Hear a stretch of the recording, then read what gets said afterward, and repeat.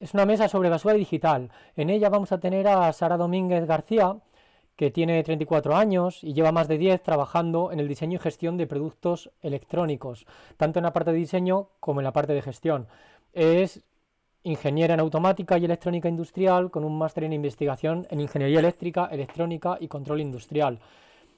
Ella persigue fomentar una ingeniería para el desarrollo humano de todas las personas y regiones, y siempre ha estado muy interesada en la cooperación y el activismo. Desde hace más de 10 años colabora con Ingeniería Sin Fronteras, actualmente como vicepresidenta de ISF en Castilla y León y coordinadora y fundadora del Grupo Federal de Electrónica Ética, y desde hace unos 3 años también con SETEM en la campaña de Electrónica Justa. Ahora sí. A través de ambas ONGs, así como de manera personal, lucha por intentar que se consideren prioritarios los aspectos sociales y medioambientales en el sector de la electrónica y de esta manera conseguir reducir los impactos derivados de todas las fases del ciclo de la vida de los productos, empezando desde el diseño y acabando en el fin de vida para fomentar una electrónica ética. Especialmente estos últimos años ha estado centrada en la parte del fin de vida de los productos electrónicos y visitado el vertedero electrónico de Agbogbloxie en Ghana y Yuyu en China. También vamos a tener a José María Enríquez Sánchez, a Chema Enríquez, que es investigador docente de la Universidad de Valladolid, de la UBA, en el programa de Derechos Humanos y Políticas Públicas de la UNED. Es miembro del Grupo de Investigación en Historia de los Derechos Humanos de la Universidad de Salamanca y del Grupo de Investigación en Ciencias Sociales Aplicadas de la Universidad de Valladolid, vinculado en tareas de investigación con el Grupo de Investigación en Energía, Economía y Dinámicas de Sistemas. Tiene diversas publicaciones en materia de derechos humanos y fundamentales y en temas de transición hacia sociedades sostenibles, al respecto de lo cual acaba de publicar Los límites del mundo, una crítica al imaginario social desarrollista y sus alternativas, que está en la editorial Dickinson. Muchas gracias a ambos por haber accedido a participar en esta mesa y podéis empezar quienes queráis. No sé si ahora mismo que ya está Enrique, Chema, con la cámara encendida, si quieres empezar directamente tú y luego damos paso a Sara, por ejemplo. Muchas gracias. Bueno, yo estoy viendo, gracias, yo estoy viendo ahí a Sara. Ah, Si me permites, Pablo, yo creo que lo conveniente sería que empezara Sara, que seguro que va a por hablar supuesto, de estupendo. aspectos más oportunos al motivo de la charla, porque yo sí voy a querer desviarme un poco no de la cuestión, pero seguramente del tratamiento, si os parece, ¿sí? Perfecto, Sara, ¿a ti te va bien? Muy bien, Gracias, como Sara. queráis, Genial. como prefiráis, a mí me es lo mismo. Adelante. Muy bien, pues comparto mi pantalla.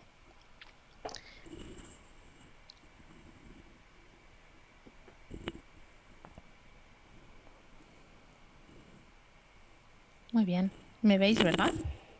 Te vemos y vemos la presentación también. Muy bien. Si veis que en algún momento no se escucha bien lo que sea, quito mi vídeo, si con eso reduzco la tasa de datos. Muy bien, pues nada, buenos días, ya medio buenas tardes, y agradeceros la invitación y la oportunidad de estar presente aquí, ¿no? En estas jornadas para dar a conocer lo que es esta gran problemática en torno a lo que llamamos basura digital, basura tecnológica, y para que vayamos generando esa conciencia crítica para mejorar la situación.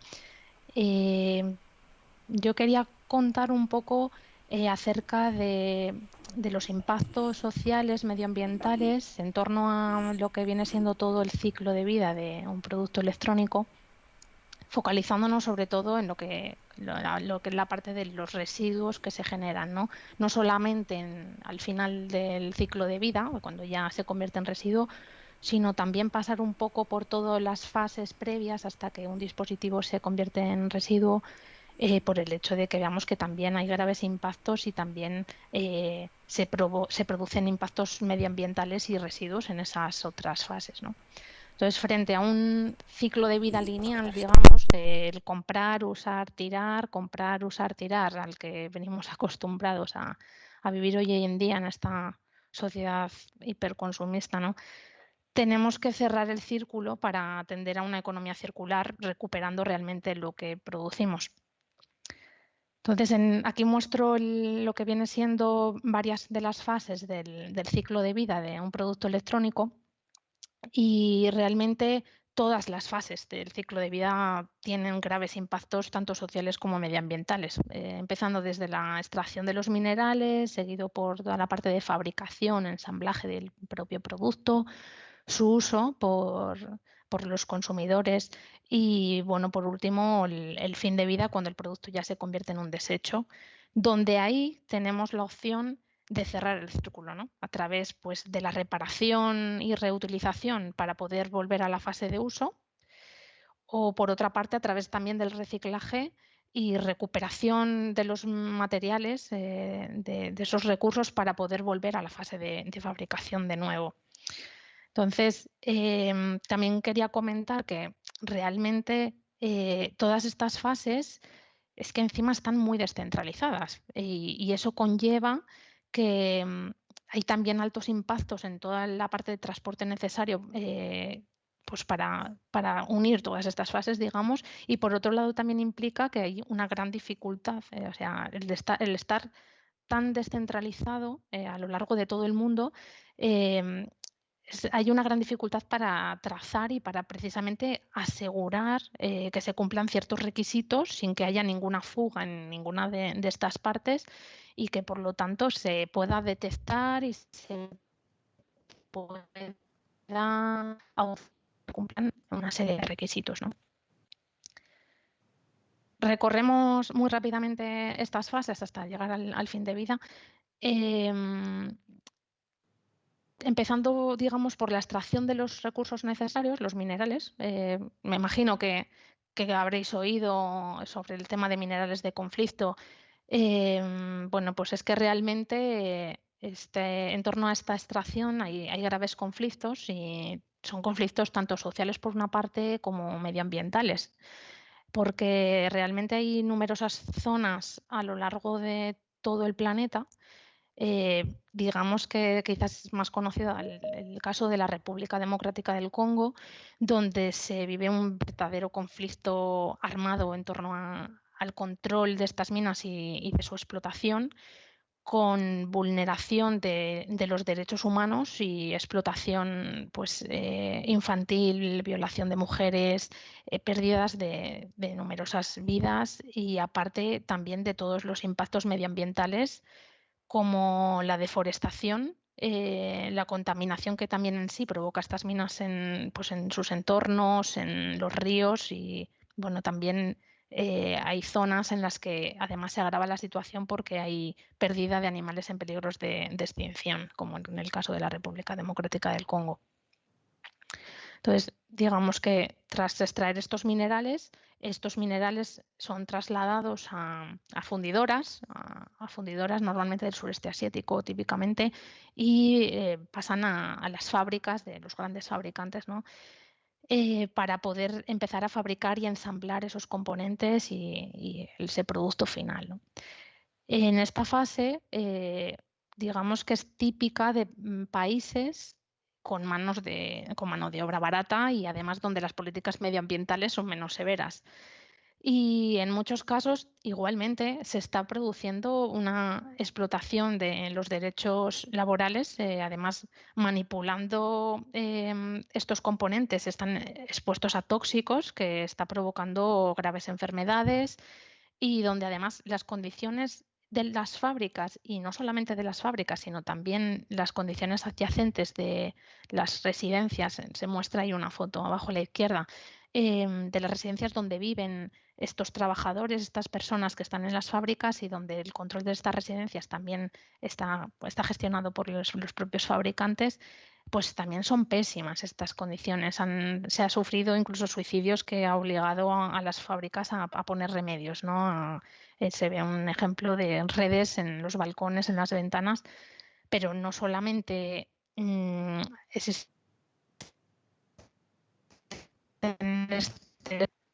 igualmente impactos medioambientales, ¿no? En su entorno que está perjudicando al medio y a la sociedad de los alrededor. Una vez que es fabricado el producto y bueno, comercializado a través de todas las comercializaciones horas pasan ¿no?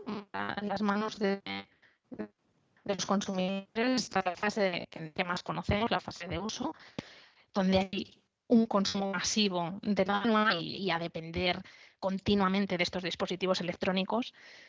Y bueno, pues simplemente también porque podemos llegar a pensar que es más despreciable que el resto, pero no, esta fase no es despreciable en cuanto a impactos y bueno, luego Chema nos va a contar seguramente más sobre sobre el tema de nuestra huella de carbono en esta fase y en otras, pero para que nos hagamos la idea de que no es despreciable, se calcula que para un móvil esta fase de uso supone un 27% de las emisiones de CO2 sobre todo su ciclo de vida.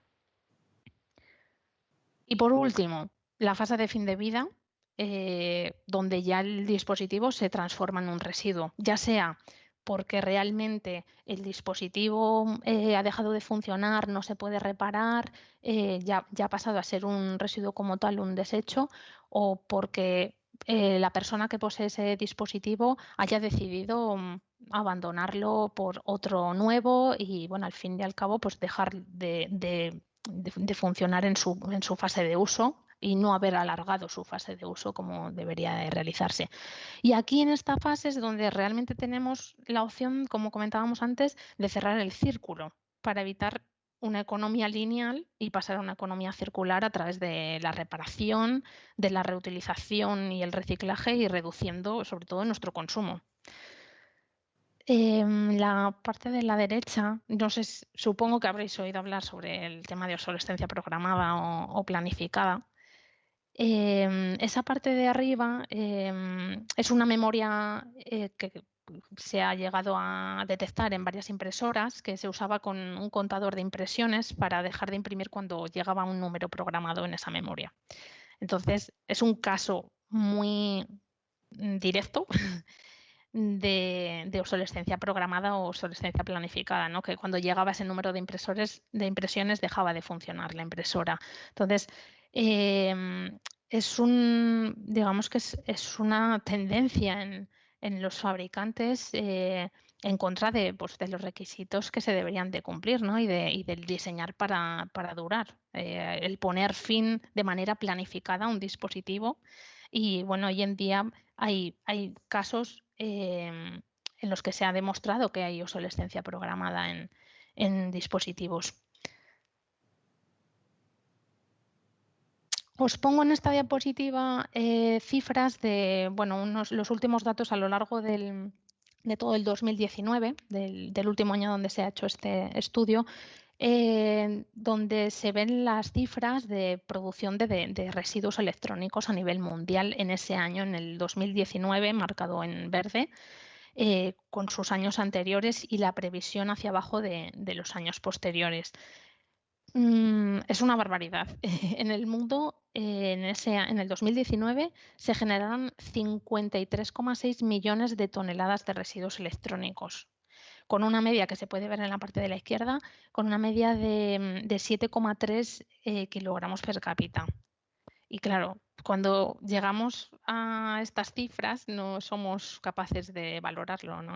O sea, te dicen 53,6 millones de toneladas de residuos electrónicos. Ya son cifras tan abrumadoras que al final es muy difícil valorarlo o medirlo. Bueno, porque nos hagamos un poco a la idea, estos 53,6 millones de toneladas equivalen a unas 4.800 torres Eiffel de París. Es una barbaridad y es que además se prevé que crezca, como viene en la gráfica, a 74,7 millones de toneladas y 9 kilogramos per cápita para 2030. Pero es que además, en 2018, o sea, un año anterior de este estudio, se había hecho ya una previsión que ya ni siquiera se ha cumplido, porque hemos crecido más de lo que se había esperado en ese año. Y bueno, a la derecha la distribución de estos residuos, ¿no? de las cifras, viendo que la cifra donde hay un mayor porcentaje es en los pequeños equipos. Son pequeños equipos al margen de lo que se consideran equipos informáticos, pues pequeños electrodomésticos, equipos médicos entran dentro de este rango, equipos de control, calculadoras, cámaras fotográficas, radios. Y también en los circulitos que están en rojo y en verde se puede ver el crecimiento desde 2014, que bueno, todos han crecido, salvo bueno, en la parte de pantallas y monitores que no ha crecido, pero solo se ha reducido un 1%, como podéis ver. Y en esta diapositiva la distribución para que podáis ver a nivel geográfico dónde se están generando estos residuos electrónicos, en qué medidas, por continentes a la izquierda, y luego en la parte de la derecha concretando en Europa y señalando en rojo donde podemos ver en nuestro caso en España con 888 kilotoneladas anuales, para que nos hagamos a la idea de la generación de estos residuos. Y es que no solamente es la gran cantidad de residuos que generamos, sino también lo poco que reutilizamos y reciclamos. En estos datos muestro la media. En el mundo se recicla aproximadamente unos 17,4% de los residuos electrónicos que generamos. Y además es que el resto, la desorbitada cifra de los 82,6%, no está documentada. Abajo se muestran las tasas de reciclaje por continentes, con Europa a la cabeza. Podéis apreciar que sí que hay bastante diferencia del resto, pero aún así estamos muy por debajo, del 50% de reciclaje. Y bueno, por otro lado, no sé si sabéis que existe un convenio, el Convenio de Basilea, por el cual se prohíbe exportar este tipo de residuos desde países desarrollados a países en vías de desarrollo, pero que sin embargo no se está cumpliendo y aún hay un porcentaje importante y bastante desconocido además, incontrolado, de residuos que acaban en países del sur, en países en vías de desarrollo. Y este es el mapa donde podemos ver precisamente eso, ¿no? En verde son los países principales emisores y en rojo los receptores de este tipo de residuos. Muestro aquí unas fotos de Ablogosí. Ablogosí es un vertedero electrónico que está en Accra, en la capital de Ghana. Varios ejemplos de fotografías podéis ver aquí que hice mostrando pues todo esto que estamos hablando, ¿no? Los graves impactos medioambientales de todo el entorno, pues con su río, los animales que podéis ver, todas las personas que viven y que trabajan además en el mercado contiguo que hay y bueno, toda la sociedad que vive alrededor. Y no solamente, claro, fuera del vertedero y en sus alrededores, sino también en el propio vertedero internamente, que es gigante, es un vertedero gigante. Y se ve pues cómo realmente la gente se juega la vida quemando electrónica, sobre todo la parte de cableados, toda la parte de las placas electrónicas para extraer los metales pesados, que es al final lo que interesa vender. Arriba, a la izquierda, podéis ver un ejemplo de una etiqueta. Bueno, hice fotos de muchos dispositivos que se encontraban allí, pero en este caso es que realmente se ve como es de España y bueno, pues una carcasa de una televisión o de un monitor, no recuerdo bien, de Philips, donde se puede llegar a ver que realmente sí que hay ese movimiento, ¿no? Había un montón de etiquetas de diferentes países, no siendo Ghana.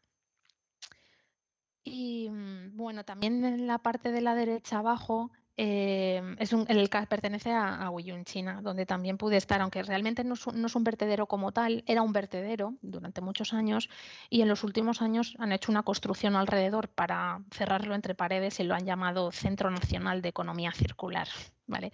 Pero realmente se sigue manipulando estos dispositivos de una manera que no es óptima. Hay muchas mujeres en este sector al manipular pues, materiales pequeños, piezas pequeñas, con manos más pequeñas y, bueno, igual que en la fase de fabricación, ¿no? Y ensamblaje, que también hay muchas mujeres en las fábricas. Y bueno, las condiciones en este vertedero son algo mejores que las de Ablogosí en Ghana, pero bueno, el manejo y toda la parte de expiración de tóxicos además provoca graves enfermedades. Quería poneros un pequeño trozo de vídeo, no sé qué tal andamos de tiempo, si lo pongo. A ver, de tiempo andamos fatal, pero no ha sido culpa tuya ni mucho menos, así que si quieres ponernos unos minutos del vídeo, por supuesto, adelante. Es muy cortito, ¿vale? Sí, sí, adelante. Ay, no, estaba hablando y estaba en micro apagado. Realmente de lo que quiero mostrar aquí es como al final con los recursos del propio vertedero en Ghana, pues con altavoces, aprovechando la parte magnética, el imán del altavoz, se extraen también de toda la parte del suelo, de la superficie, Mierda, los metales pesados para poder recuperarlos y luego enviarlos a las fundidoras para volver a reutilizar estos minerales y que al final se venden al peso. Hay básculas por todo el vertedero, aquí podéis ver, donde además hay mucha gente, joven, niños, trabajando en el propio vertedero. ¿Vale? Vale, seguimos con la presentación.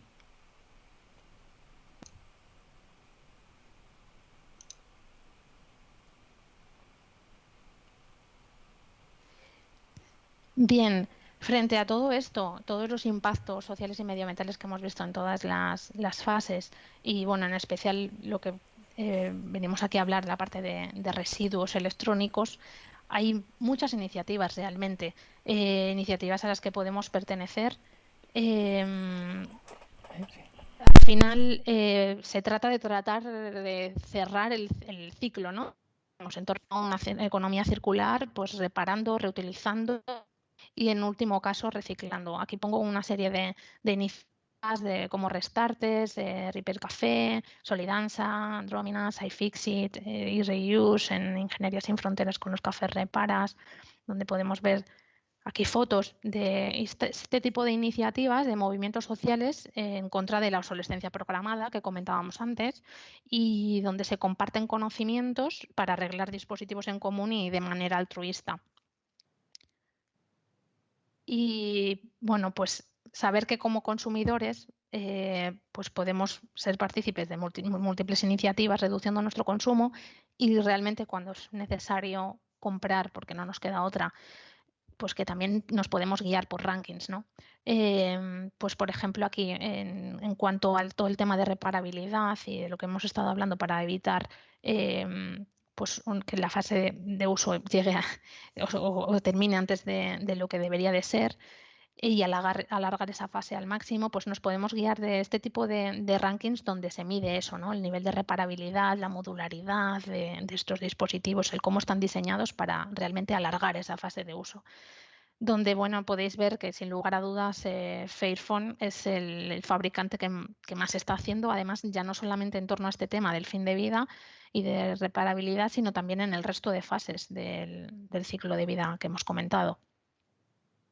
Y ya por último, para acabar, pues quería simplemente comentar que hay una serie de responsabilidades, ¿no? En torno a todo esto que hemos comentado, a todos los impactos sociales y medioambientales que se generan y son responsabilidades compartidas, compartidas tanto por la ciudadanía como las administraciones públicas, como las instituciones políticas y por último también por los fabricantes, obviamente, que no es cosa de los fabricantes ni de instituciones políticas únicamente, sino también nosotros como ciudadanos pues tenemos que minimizar nuestro consumo, ¿no? Hacer un uso responsable y respetando la vida útil y alargándolo lo máximo posible, pues también a través de todo lo que hemos comentado, ¿no? De la reutilización, intentar reparar siempre que sea posible y en último caso reciclar y exigiendo y seleccionando alternativas éticas, guiándonos por rankings. Las administraciones públicas haciendo compra pública socialmente responsable. Las instituciones políticas, pues promoviendo todo este tipo de leyes que realmente estandaricen el diseño por parte de los fabricantes, que hagan cumplir una serie de requisitos para promover pues que la fase de uso sea lo más larga posible sin llegar a a ser un residuo de manera rápida y promoviendo el diseñar para durar y en contra de la obsolescencia programada que comentábamos. Y bueno, pues los fabricantes obviamente empleando una serie de técnicas desde sus departamentos pues, de ingeniería, de diseño, empleando un diseño sostenible, técnicas de ecodiseño para durar y bueno, pues para ser fácilmente reparable y reducir el uso de recursos materiales siempre que sea posible, pero sin arriesgar la reparabilidad. Y nada, agradeceros vuestra paciencia escuchándome. No sé si conocíais del tema, espero que os haya acercado con toda esta información algo más a ello. Y os pego aquí los dos links, tanto por la parte de Ingeniería Sin Fronteras, tenemos el grupo de electrónica ética con esa web, la de no más artículos defectuosos, y como también por la parte de SETEM, donde también trabajamos en la campaña de electrónica justa, donde os pego también ese enlace. Y bueno, mi contacto por si queréis hacerme alguna consulta. Muchas gracias. Muchísimas gracias, Sara, por tu presentación, por haber hecho un esfuerzo con la hora, que sabemos que también lo has hecho, y bueno, por haber compartido toda esa información que nos viene estupendamente para seguir dándole vueltas. Muchas y espero que para el debate. Muchas gracias a vosotras por invitarme. Con mucho gusto. Vale, pues Chema, cuando quieras. Sara, si puedes dejar de compartir y damos paso a Chema. Bueno, pues nada. Hola Pablo, hola Sara, un saludo a todos. Yo también, gracias por invitarme. Ya sé que no nos conocemos, seguramente la mayoría de nosotros, entonces yo agradezco muchísimo la confianza por haberme invitado a esta charla, sin más, sabiendo que aquí se incluyen cuestiones de orden filosófico también, lo cual no suele ser algo habitual y yo, bueno, porque mi deriva academicista viene por ahí, pues yo lo agradezco. Sí tengo hecha una pequeña presentación, quizá no me extienda demasiado, y lo que sí pretendo es completar quizá algunos aspectos en los que Sara no ha entrado o no se ha atrevido a entrar. Es decir, yo vengo a ser mucho menos amable que ella, ¿vale? Eso espero que no me convierta en mala persona, pero sí que nos ayude a reflexionar sobre algunos aspectos de la responsabilidad de todos. Bien, dicho eso, para compartir contenido, sí.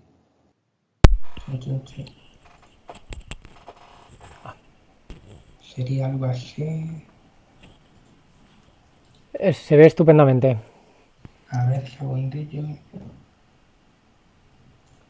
¿Se sigue viendo pantalla completa? Sí, sí, perfectamente. Yo no veo nada. A ver, vamos a ver unos segundos. Bien, ¿eh? Sí, yo lo veo bien. A veces tarda un poquitín en llegar según la conexión. Lo ven todos en pantalla completa, ¿no? Bueno, tengo puesto el modo moderador y se ven dos fragmentos de pantalla. No, pero nosotros lo vemos bien. Vale. Pues continúo cuando me digáis, ¿eh? ¿Sigo? Bueno, pues eso, como decía antes, vaya por delante que, en primer lugar, que me encanta el motivo del cartel que habéis escogido para estas terceras jornadas de Ingeniería y Filosofía. ¿Vale? Considero que, si me lo permitís, creo que da muy buena cuenta de los motivos del encuentro. Debatir a propósito de la tecnología y el desarrollo, la basura digital, el capitalismo digital y sobre todo el poshumanismo. ¿Vale?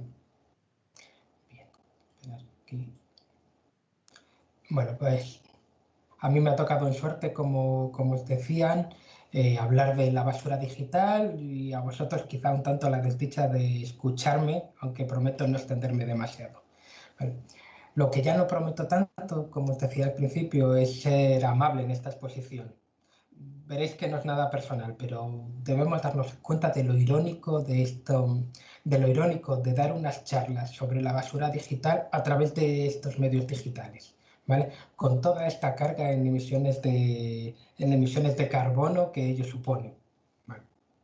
A partir de aquí, si me lo permitís, ¿vale? Sí os voy a sugerir, claro, en algún momento de la charla, que quizá la única opción viable para arreglar todo esto sería la desconexión. Pero pero os agradezco que pueda ser al final de la charla, porque si nos desconectamos ahora, entonces vamos a perder inevitablemente todo el discurso. ¿Sí?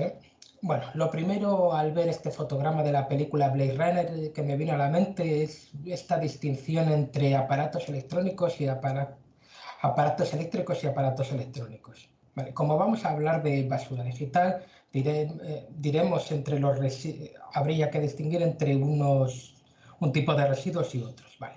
Toda la iluminación que estamos viendo en el fotograma, ¿vale?, da cuenta de la existencia de aparatos eléctricos, aquellos que para cumplir su función requieren de la energía que aporta la corriente eléctrica. Por ejemplo, las luces de las bombillas, que podemos apreciar allí. En cambio, sigo con lo obvio, ¿vale? Os daréis cuenta que simplemente estoy introduciendo la cuestión a debatir.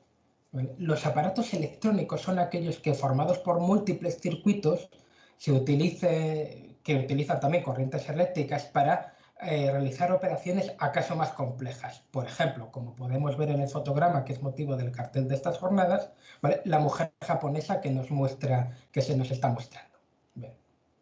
La pregunta que se me plantea a partir de aquí es que si acaso no es la ciudad de Tokio la que está como referente del motivo arquitectónico que sirve de inspiración a la película.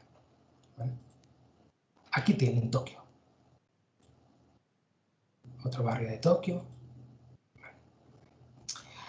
Seguramente lo conocen. Este barrio en concreto se llama Akihabara. ¿Vale? Es el barrio de referencia para adquirir todo lo último en componentes y productos electrónicos y digitales.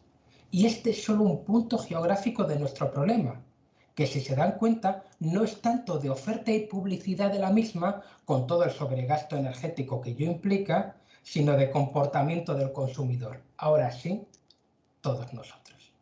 En nuestras sociedades la tecnología forma parte de todos los ámbitos de nuestra vida personal y profesional de las personas y empresas. De hecho, cada vez son menos los sectores productivos y comerciales, incluido el educativo, que no incluye herramientas tecnológicas para desarrollar su actividad. Y demos gracias por cuanto ello facilita toda nuestra vida, por supuesto. ¿Vale? ¿Se imagina lo terrible que hubiera sido ir hasta Gijón e interactuar cara a cara en una facultad? ¿Vale? Quizá pasear por las calles, terrible, ¿vale? No les digo ya sentir la brisa marina, ¿vale? Saborear quizás los productos típicos del lugar y, por supuesto, sí, hacernos unos selfies para subirlo a nuestras distintas redes sociales, porque si no, quién sabe lo interesante que pueda resultar nuestra vida. Y así comenzamos la cadena de males, con un simple gesto en apariencia banal. ¿Vale? El universo digital en la palma de la mano. Porque esta charla no va a tratar sobre la Convención de Basilea, que ya se ha mencionado a propósito del control de los movimientos transfronterizos de los derechos peligrosos y su eliminación. De eso ya hemos oído quizás suficiente. Seguramente también hemos visto documentales por nuestra parte al respecto y nos hemos dado cuenta, aún con todos los dispositivos que manejamos a diario y gracias a los distintos tipos de obsolescencia, no solo la programada, de la constante renovación que esto exige y, por tanto, tras la renovación, el desecho que esto comporta. ¿Vale? Conclusión. En la actualidad, son estos basurales específicos, como dijo Sara, donde mayores recursos minerales se encuentran. Pero el tema no será este el tema del que nos ocupemos. Tampoco vamos a hablar de estas reservas ni de su peligroso tratamiento. ¿Vale? Tampoco de la trampa de la cooperación internacional en el ámbito tecnológico, ¿vale?, ni de los límites del reciclado, aun presupuesta la mayor de las eficiencias a este respecto. Nada de esto es tema que me interese aquí y ahora, pero si lo quieren, puede ser motivo de debate después, dado que la charla anterior sí ha tratado de esto en buena medida. Bueno, lo que me voy a detener aquí es en el uso que le damos a estos aparatos y lo que ello comporta, porque sí, debemos saber ya que estos usos no son tan asépticos como muchos creíamos, quizá inicialmente. ¿Vale? Gracias a las posibilidades de las tecnologías de la información y la comunicación, cada vez generamos más datos. cada año crece el número de usuarios en Internet. ¿Vale? Aunque los datos están un tanto desactualizados, os diré que en el año 2019 había unos 4.390 millones de usuarios, cifra que suponía un incremento de un 9% con respecto al año previo, ¿vale? Y que aumenta con el paso de los años, ¿vale? Y que aún se pretende que aumente muchísimo más con el desarrollo y la adopción de la tecnología 5G, que permitirá aumentar hasta en 20 veces la velocidad de todos estos envíos de datos y la descarga de información. Aquí tienen una gráfica que la ilustra, ¿vale? Por ejemplo, en Twitter. Cada minuto se han generado en 2019, ¿vale?, más de 55.000 posts más de 50.000 posts en Instagram, más de 500.000 en Twitter, lo que supone 5 veces más tweets y 15 veces más que en el periodo de referencia anterior, que es 2013. Cada día se generan, fíjense los datos en los que nos manejamos, 4 petabytes de datos en Facebook y 4 terabytes de datos son enviados por cada coche que está conectado a la red de redes. Se envían cerca de 300.000 millones de emails diariamente, 65.000 millones de mensajes de WhatsApp, 500 millones de tweets y se realizan 5.000 millones de búsquedas en la red. Según el Foro Económico Mundial, ya conocéis el Foro de Davos, entre el año 2013 y el 2020 se ha multiplicado por 10 el total de datos digitales acumulados y se estima que en el año 2025 se crearán más de 460 exabytes de datos. Y esto solo diariamente, 460 exabytes de datos diariamente. Si expandimos la visión total de lo que sucedió cada minuto durante el año 2019, ¿vale?, y a lo largo de 2020, los datos son abrumadores. 4,5 millones de vídeos transmitidos mediante YouTube, casi 700.000 horas visualizadas en Netflix, 390.000 aplicaciones descargadas, 18 mensajes de textos enviados, algo más de 2 millones de snaps creados, casi 5 millones de GIFs enviados y cerca de 200 millones de emails, ¿vale? Y la tendencia en la creación y distribución de datos no hace sino aumentar. Sin embargo, estas muestras no son más que el inicio de un problema, ¿vale? Porque, como ya les he mencionado, está también el aspecto de que está aumentando el número de usuarios de estos servicios digitales, ¿vale?, que están conectados mediante toda clase de dispositivos, ¿vale? Los móviles, como antes se han mostrado, pero también ordenadores, el coche, ¿vale? Y esto aumenta con la llegada del sistema 5G, pero también con el Internet de las cosas y la industria 4.0. Todo esto augura una próxima inminente, lo que se llama explosión de los datos, también conocida por algunos como el Big Bang de los datos, lo cual requerirá de una mayor potencia de procesamiento y recursos físicos para manejarlos. Vale. Para tener una idea de las dimensiones de estos números que estamos tratando, daos cuenta que estamos hablando de un zettabyte. Podemos compararlos con dispositivos bien conocidos para intentar comprender el volumen de toda esta información, de un zettabyte, ¿vale? Y entonces, para albergar toda esta información, necesitaríamos al menos, tengo aquí los datos, 330 millones de discos duros de gran capacidad, o 33 millones de cerebros humanos para albergar toda esa información de un zettabyte, ¿vale? Y recordemos que estamos en los estados iniciales de una inexorable explosión de datos, con previsiones que apuntan a más de 600 zettabytes generados para el año 2030. ¿Vale? Ahí podéis ver la gráfica. Yo sigo. Pues bien, cada búsqueda que realizamos en Internet libera al medio ambiente 0,2 grados de dióxido de carbono. Basta tan solo multiplicar por la cantidad de búsquedas que cada uno de los usuarios realizamos a diario por la red de redes para darnos cuenta siquiera mínimamente de lo que comporta esto. No en vano, aquí tienen a Johanna Moll, ella hizo este cálculo hace un año solo con las búsquedas realizadas a través del Google, ¿vale? Y llegó a una estimación de una cifra por usuario de 500 kilogramos de CO2 emitidos a la atmósfera solo con las búsquedas que hacemos individualmente cada uno de nosotros.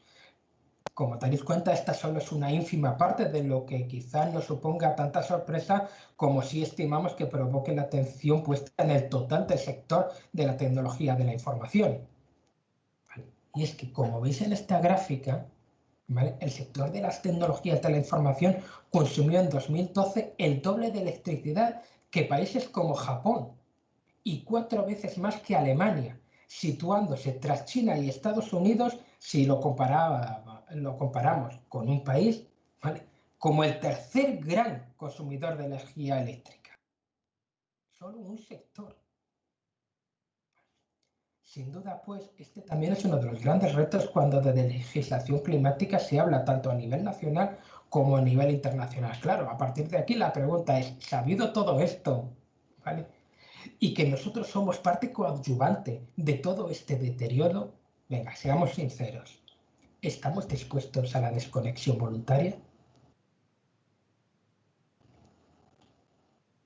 Si la respuesta fuera afirmativa, solo tienen que pensar en la gran dependencia tecnológica que en todos los órdenes de nuestra vida. Un acto de este tipo nos automarginaría.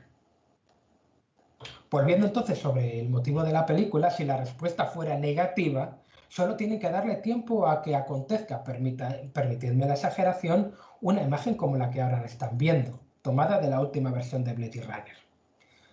Bueno, pues ya les dije que no pretendía ser amable. Dentro de mis posibilidades pretendía mover conciencias. Y me parece que es mucho complicado darle una solución a todo esto porque todos dependemos de este manejo de datos.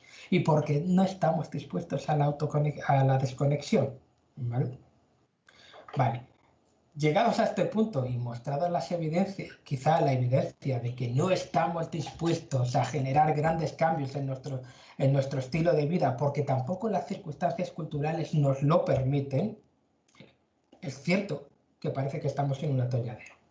A partir de aquí, como en otras ocasiones ha ocurrido, en otras charlas que también he dado con vosotros, ¿vale?, suelen achacarme que dejo muy poco espacio para el optimismo, ¿sí?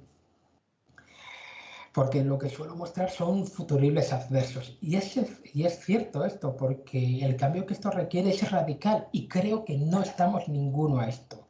Y como no estamos a esto, pues seguiremos emitiendo entre todos, solo con el uso de Internet, 830 millones de toneladas de dióxido de carbono anuales, que no es poca cantidad. Y entonces, ¿dónde queda la posibilidad del mensaje optimista? Se estarán preguntando a algunos ahora que necesitan siempre ese refresco emocional que les haga olvidar no solo del gran deterioro, sino de la parte coadyuvante que ellos realizan para el menoscabo de toda esta circunstancia. Pues mira, en este punto, ahora sí ya retomo la consideración filosófica, me gusta cuando el filósofo Clement Rosset dice, bien, alegrémonos porque lo peor es inevitable. Es decir, dado que lo peor está por venir, todavía hay motivos para estar contentos. Ya después, todo será desdicha. Hasta aquí. Espero no haberos asustado demasiado. Dejo de compartir. No, ha sido divertidísimo. Muchas gracias, Chema, por una presentación que sabíamos más o menos por dónde iba a ir, pero bueno, siempre es un placer verla en directo. Y... No, la pregunta es, ¿nos vamos a desconectar o no? ¿Pero querrás un poco de debate o prefieres...? No, a partir de aquí vamos a dejar todos nuestros dispositivos y se acabó. Entonces ya con esto solucionamos la otra parte de la charla. Ya no hay esos basurales ni ese... Venga, era broma. Nada, sí, es un momento estupendo para que quienes queráis podéis hacer preguntas, como hicimos antes cuando estaba Jorge moderando. Podéis directamente abrir el micrófono. Si hay varias personas que se solapan, pues tomamos turnos. Mientras tanto, podéis abrir y lanzar vuestras preguntas, comentarios, críticas, súplicas a quienes han tenido la amabilidad de presentar sus trabajos. Vamos a dar un Un minuto para que quien se quiera animar se anime.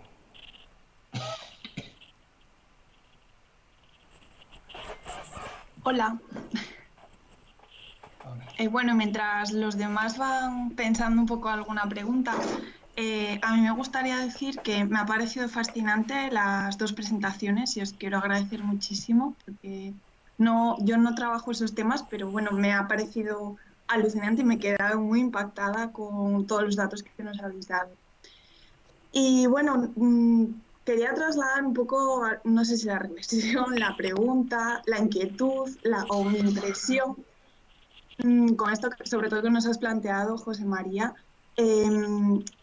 No sé si es tanto, si hay que desconectarse o no, sino si es posible siquiera plantearlo, dado que, por lo que comentáis, parece que esta tecnología está pues, en manos de unos empresarios que disponen que la tecnología Esta es sea del grupo utilizada de cierta manera. de organización. Y estamos demasiado habituados y ¿no? Ahora mismo, sobre todo con la pandemia, es que no nos queda otro remedio que utilizarlo. Evidentemente vivimos en la contradicción de tener que utilizar esta tecnología en nuestra vida cotidiana y al mismo tiempo ser conscientes de merece la pena enviar este email o este mensaje con la huella de carbono que ello supone. Entonces, yo quería preguntar si realmente es posible plantearse siquiera o habría que buscar otras maneras ¿no? de buscar esa apropiación de la tecnología, teniendo muy en cuenta que hay aquí también una cuestión de clase, porque evidentemente esta tecnología la domina una clase social muy concreta, ¿no? Unas empresas muy fuertes, y no tengo claro que como usuarios individuales podamos hacer algo si no estamos organizados o si no hacemos acciones movilizatorias para exigir a nuestros representantes políticos u otros grupos que realmente hagan cumplir unas normas a esas empresas. Bueno, aquí lo dejo. Bueno, por alusión, a mí me parece que son muchos temas los que has introducido, Natalia. Yo te lo agradezco. Bueno, para los que me habéis visto en otras ocasiones, no tengo una actitud optimista, así que lo que voy a decir es poco agradable, pero más que mostrar una teoría o mostrar los datos, yo quiero que nos fijemos en cómo nos manejamos en nuestra vida diaria, ¿vale? Lo voy a intentar ilustrar con un par de ejemplos, a ver si esto nos da buena cuenta de lo terrible que hay detrás de todo esto, y no son las empresas que hay detrás, sino nosotros mismos y nuestra responsabilidad como ciudadanos. Ya no queda mucha gente conectada.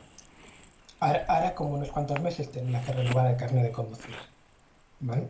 Entonces voy a las oficinas y allí no hay nadie que te atienda, porque toda solicitud hay que hacerla a través de internet. Y las dudas también se resuelven a través de internet. Y para alguien que no se maneje, porque estabas diciendo hace un momento, Natalia, que también se necesita una cierta posición social para manejarse en estos ámbitos. Estaba pensando yo, y toda esa gente, yo incluida, pero quizá un tanto menos, para las que todas estas nuevas tecnologías les resultan completamente ajenas y no saben manejarse.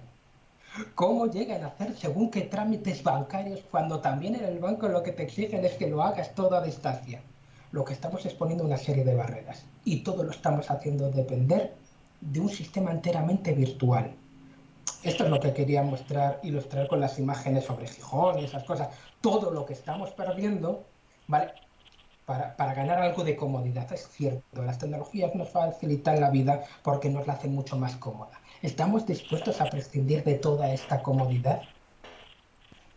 Cuidado con esto, porque esto ya no es una cosa de empresa, es una decisión personal. Y además no solo una decisión personal, sino también es una decisión de grupo. En el sentido de que yo también pertenezco a una determinada serie de grupos en los que de alguna manera se establecen unas dinámicas. Y para estas dinámicas se requiere un estilo de vida, cierto consumo también de ropa, pero también del manejo de estas tecnologías. Claro, tomar una decisión en un sentido u otro, es excluirme también de los grupos. Ya no solo de la sociedad, que esta ya me está apartando porque no puedo ir al banco, porque no puedo ir a hacer los trámites de manera presencial, porque no puedo recabar información. Sí, todo esto son una serie de barreras. Y aquí viene la pregunta, claro, ¿esta responsabilidad se la tenemos que exigir a los políticos? Pues no, Natalia, esa responsabilidad es nuestra. Antes de que hayan quitado a la persona que está sentada en la mesa para atender las dudas, ¿vale?, ha tenido que hacerse prescindible esta persona. Y esta persona se ha hecho prescindible porque no queríamos ir andando hasta la oficina a hacer esta serie de trámites. Cuidado. Entonces ahora viene la empresa que te hace la vida cómoda. Nos damos cuenta de la perversión de todo esto. Vienen a satisfacer una demanda que en realidad existe. Cuando ahora nos damos cuenta de cuáles son las consecuencias de todos estos actos y solo estamos dañando la superficie, ahora lo que queremos es movilizarnos. Claro. ¿Y para movilizarnos contra quién? Siempre estamos señalando hacia afuera. Siempre estamos diciendo, mira, pues es que ahora el gobierno de turno, mira, bastante tiene, no estoy haciendo defensa de ningún tipo de gobierno, pero entiendo que bastante tiene los verdes y luminosas. Lo siento, Natalia.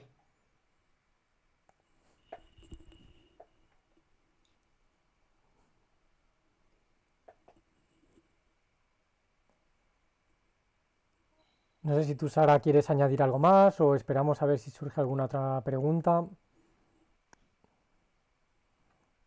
Sí, es que estoy totalmente de acuerdo con Chema. O sea, realmente siempre apuntamos hacia afuera y cuando todo empieza por nosotros mismos. Hay muchas maneras, sí es cierto, pero es que al final tenemos que estar dispuestos a dar ese salto, ¿no? Y a renunciar a un montón de comodidades, bueno, pues es que en nuestro día a día, desde que nos levantamos hasta que nos acostamos, somos totalmente dependientes. Y Sara, yo no sé qué te parecerá a ti, pero mencionaste la obsolescencia programada y yo dije, hay otra serie de obsolescencias, está la obsolescencia percibida. Es decir, yo quiero pertenecer a un determinado ámbito y esto me exige unos determinados usos. Sí.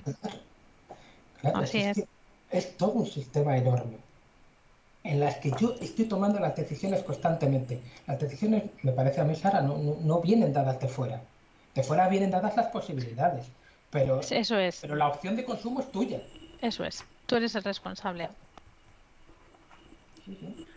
Bueno, yo quisiera intervenir si nadie más se anima, porque quizás no sé, igual no me expliqué bien. No quería decir tanto como que la responsabilidad no fuera nuestra, que evidentemente la hay, con eso lo digo cuando digo merece la pena enviar este correo o lo que sea. Me refiero más bien a que vosotros estáis poniendo mucho el peso en la decisión de los usuarios y ciertamente en la tecnología los usuarios tienen cierta capacidad de interpretarla, cierta capacidad de usarla, tomar decisiones acerca de qué hacer y qué no hacer. Pero tampoco creo que sea, desde mi humilde punto de vista, totalmente una cuestión de lo que hacen los usuarios, sino que también la tecnología tiene ciertas disposiciones. Perdón un segundo. Vale. La tecnología tiene ciertas disposiciones que hacen que sea usada en una determinada dirección o de una determinada manera. Y por otra parte, también quisiera apuntar la cuestión, sobre todo ahora con el tema de la pandemia, de que parece que no hay otra opción, porque yo normalmente trabajo presencialmente y impartimos docencia presencial y demás, pero es que las circunstancias no lo permiten por en la cuestión sanitaria. Y creo que también vivimos en ciertas contradicciones que hay que asumir. Entonces, ¿cómo lidiar con ello?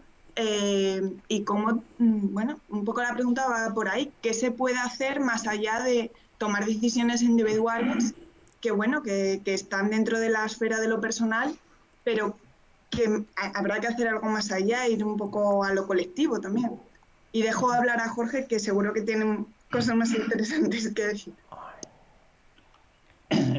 No. Iba en la misma línea de lo que estabais planteando.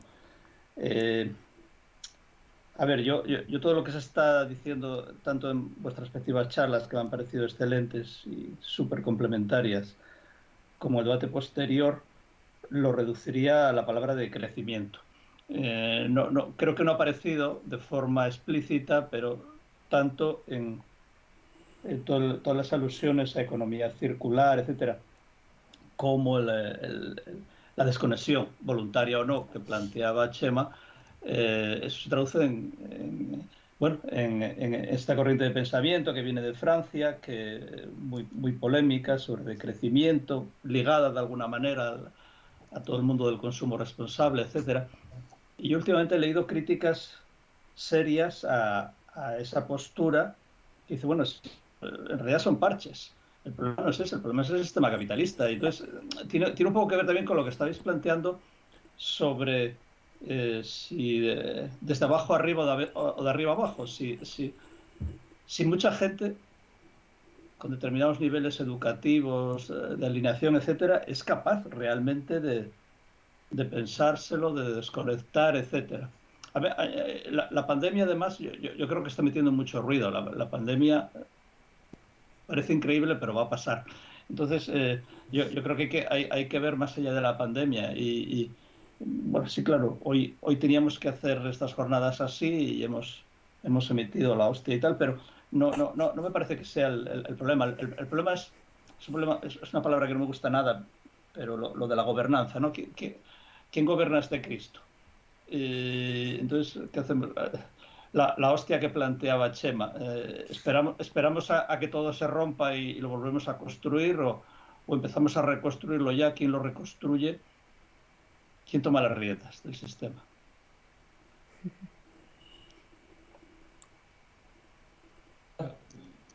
Si no dice nada Sara, lo digo yo porque me encanta entrar a trapo en estos debates. Sí. Comencé con la ironía que había detrás de todo esto, que simplemente nada, era una gracieta de mira cuál es el discurso que hay detrás, que es un discurso todo bien intencionado por parte de Ingenieros Sin Fronteras y estas cosas, pero lo estamos haciendo de manera telemática y estamos generando estos problemas. Bueno, quería responder primero a Natalia. Natalia, seguro que lo has visto. Cuando yo iba al cine, yo no sé si vosotros vais al cine de vez en cuando o ibais antes al cine, cuando yo iba al cine había varias colas y una de ellas iba a una máquina que simplemente pulsabas ahí una serie de botones y te expedía el ticket, ¿sí? La entrada de cine. Esa entrada de cine, antes tú a través del móvil o por internet habías pedido esa entrada, entonces lo que haces es me evito las colas. Ya está. Mientras tanto tienes a otros trabajadores que han ido menguando el número. ¿Vale? Porque ya no tienes que enfrentarte a ese otro trabajador al que le tienes que pedir la entrada, ¿no? Tú ya desde la comodidad de tu casa ya tienes tu entrada, después solo la imprimes en otra máquina totalmente distinta y mira, vamos necesitando cada vez menos gente. Ya está.